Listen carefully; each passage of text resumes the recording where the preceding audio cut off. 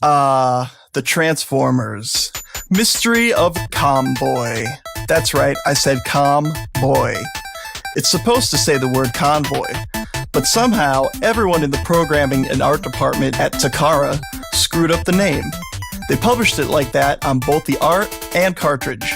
What you see here is an English fan translation, and I would venture to guess they made sure the title screen kept the misspelling for continuity.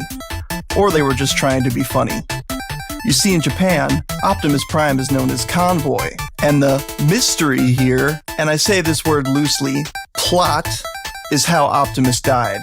If you're a fan of the original Generation 1 cartoon, then you probably know about the 1986 Transformers animated movie.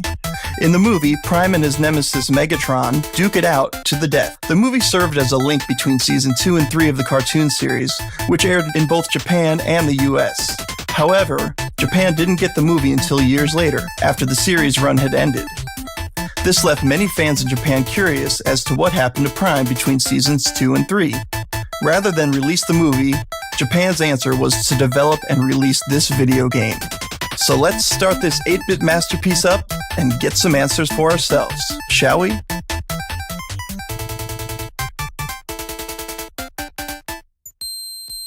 What just happened? I think Optimus Prime's head just exploded and Ultra Magnus just absorbed the chunks of brain into his chest cavity.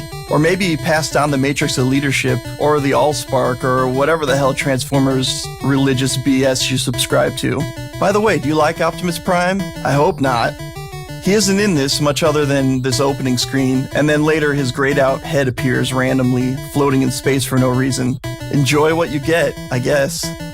Oh great, it's time to have an epileptic seizure now. Cool! Some theme music I recognize from the TV show. Want more? Too bad. The rest of the music for each level is a cutesy generic loop, played over and over for each and every level of the game. The only variety in tunes comes when you fight a boss, or when you die. What the? Well, that was quick. Died again. Come on, really? This is just the first stage of 10. That familiar theme music I mentioned earlier is going to get annoying really fast, isn't it? Who are all these random Decepticons anyway? I kinda recognize a few. The tank has to be Blitzwing. The jets could be any one of the Seekers. Take your pick. Skywarp, Ramjet, or Thrust. None of them have this color scheme in the toys, comics, or show, so I'll just go with Thrust, because I like saying that name. Thrust. I'm pretty sure this is Laserbeak, because it's a bird, and when you shoot it, it transforms into a cassette tape. Why it floats in the air and you can use it as a platform is a mystery for another day.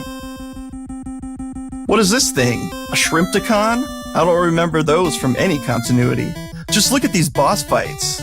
Why are you the same size as this entire planet you have to destroy? Also, since when did Megatron grow 5 times the size of Ultra Magnus? Does this mean that Megatron is bigger than a planet? At least the final boss, Triptychon's size, makes sense, as he's the Decepticon city while he's not in dinosaur mode, where Transformers are supposed to be able to live. By the way, if you beat Triptychon and you haven't collected all of the letters you need from blasting enemies who drop them to spell the word Rodimus, you get a dumb ending saying you need to play the game over and collect them all. Really? I have to go through all of that torment again? What do I get if I actually collect them all? Oh, I get to play the entire game again as Rodimus Prime. What a treat. There are a couple of small cameos from some of the more familiar names in the Transformers universe, though if you blink, you might miss them. From what I understand, this jet is supposed to be Starscream. If you kill him enough, Bumblebee will appear, and you get to warp to a later stage. You're probably going to want to do this, because the less of this game you have to spend time dying over and over again, the better. Just look at all the times I've died. Boom! Kapow! So many explosions. So many things flying at you on the screen at once. How can you keep up?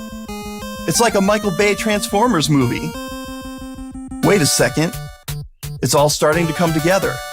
The lack of plot, random Transformers no one has ever heard of, giving Optimus Prime very little screen time, the stupid ending, the feeling of wanting to stab your eyes out after witnessing all of it. Michael Bay based his Transformers franchise off this very game. It makes sense. He must have played this game as a young child, and now he's out to make sure every child, young and old, has a bad Transformers experience. Michael, I think you've made enough money off this deal where you could now afford a good psychiatrist and get some help, buddy. Once you do, whatever you do after that, do not, I repeat, do not play the other, lesser-known Transformers game for the Famicom, Transformers Headmasters. Yeah, that review is coming next. Pray for me and all those around me. This one is gonna hurt.